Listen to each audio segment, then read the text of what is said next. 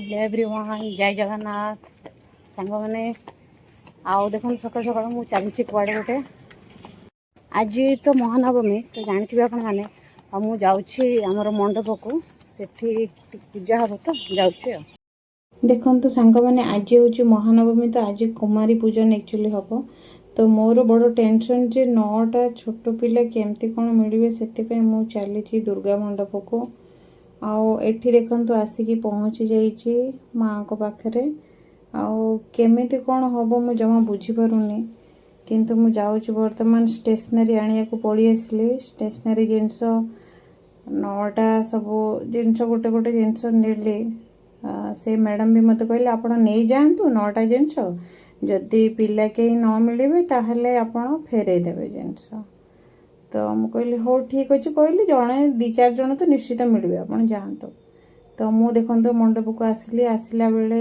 पिला बसी माने आप भाभी पारे छोट छोट कुनी कुनी झील मान देखिए मो मन एत खुशी है मैंने विश्वास करें जो मो भाभी नी एमती मिल जाए बोली पिला तो ये देखो कुमारी पूजन स्टार्ट हो जाइए नाना स्टार्ट कर दी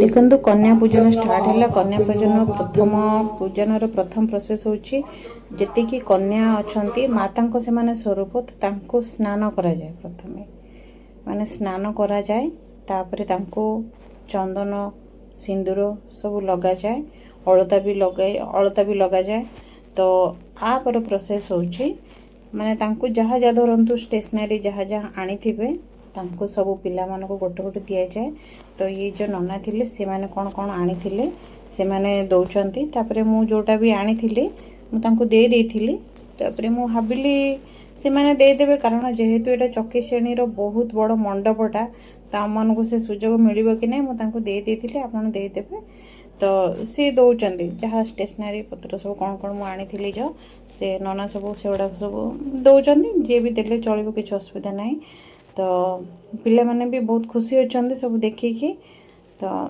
से मानक वर्तमान कौन कर दिज्व माने भोग दिज्व तो एक्चुअली नना मते डाकिले मते कहले कि तम झील तमें भी आस भीतर को तमें भी आस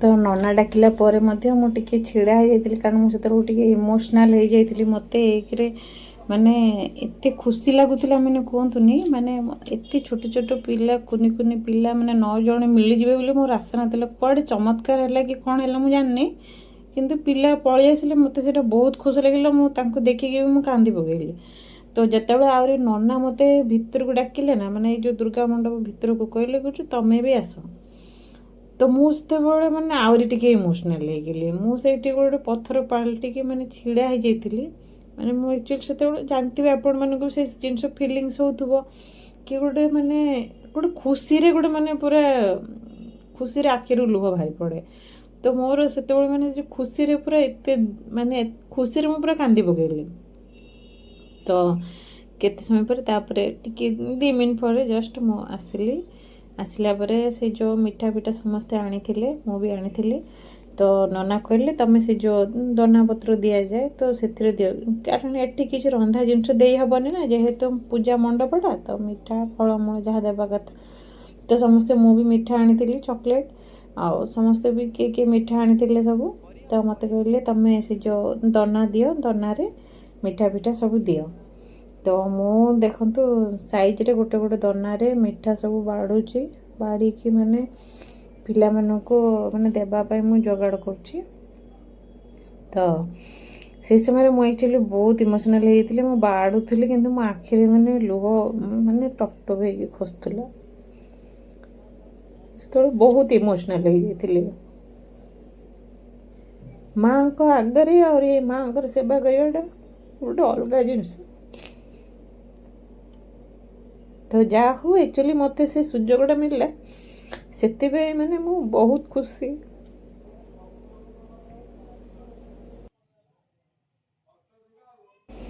ଦେଖନ୍ତୁ ମୋ ହଜବେଣ୍ଡ ବି ସେ ଆଗରେ ଛିଡ଼ା ହେଇଛନ୍ତି ଆକ୍ଚୁଆଲି।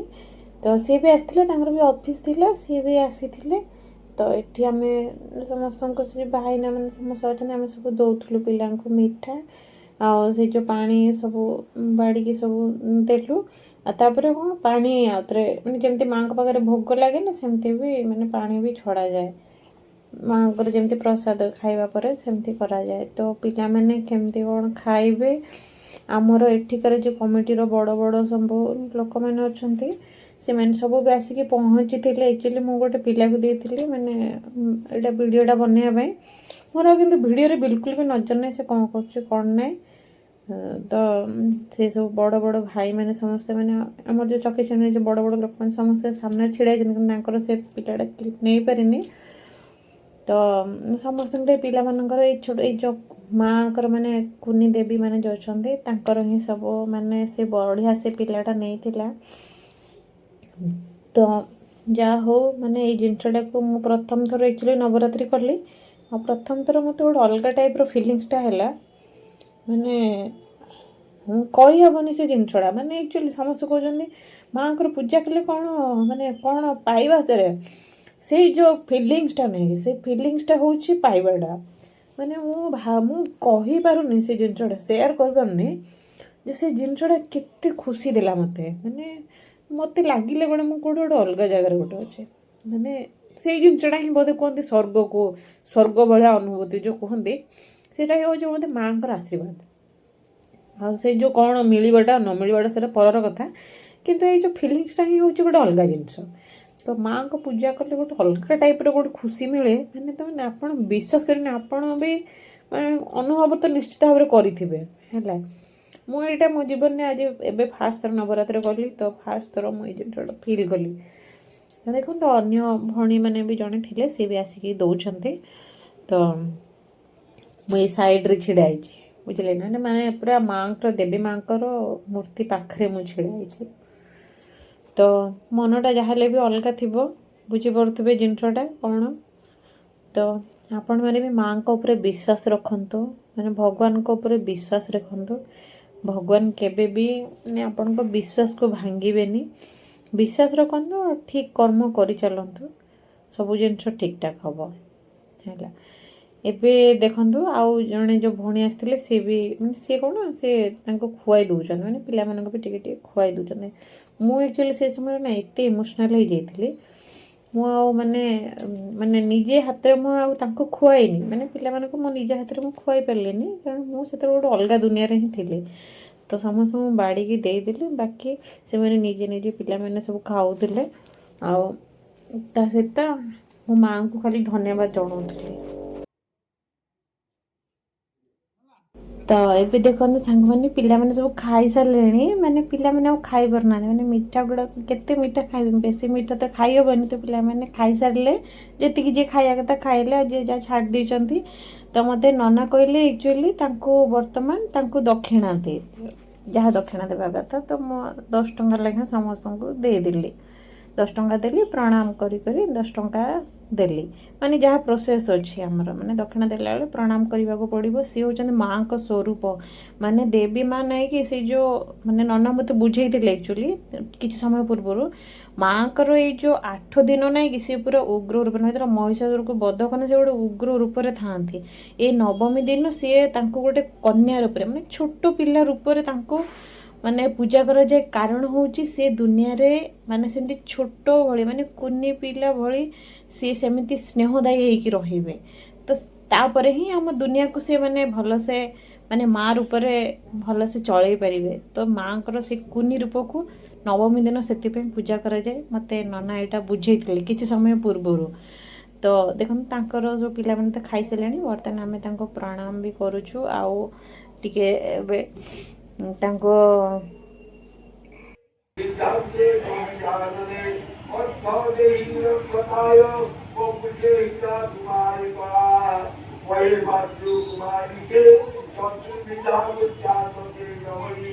ତ ଦେଖନ୍ତୁ ସାଙ୍ଗମାନେ ନନା ଯେଉଁଟା ପଢ଼ୁଛନ୍ତି ବର୍ତ୍ତମାନ ଶ୍ଲୋକ ସଂସ୍କୃତରେ, ସେ ଆକ୍ଚୁଆଲି ମୋତେ ଯେଉଁଟା ବୁଝେଇଥିଲେ ଟିକେ ପୂର୍ବରୁ ମୁଁ ଆପଣମାନଙ୍କୁ କହିଥିଲି, ମାଆଙ୍କର ଯେଉଁ ଉଗ୍ର ରୂପ 8 ଦିନ ପର୍ଯ୍ୟନ୍ତ ଯେଉଁ ଉଗ୍ର ରୂପଟା ଥାଏ, ତ तो सेई माँकर ये उग्र अवतार को शांत करने ये कुमारी रूप से पूजा करा जाए।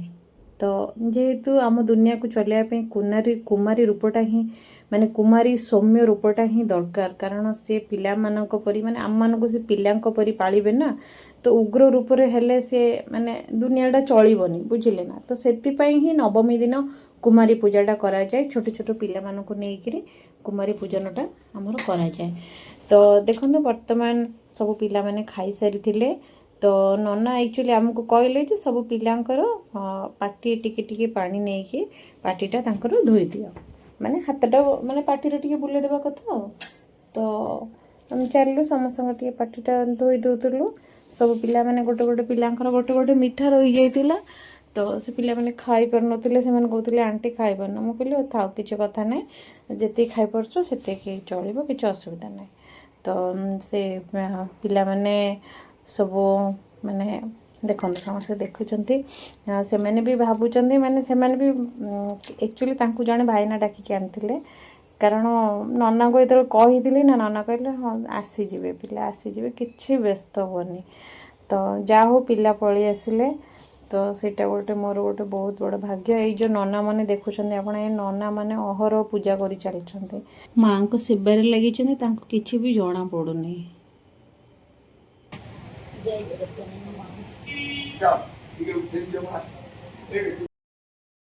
नना आम मान को कहते पिला हाथ धरिकी उठे दियो, तो बर्तमान आम से पिला हाथ धरिकी उठाऊ जन जन करके। तो सीटा गोटे पूजार एक्चुअली गोटे पार्ट।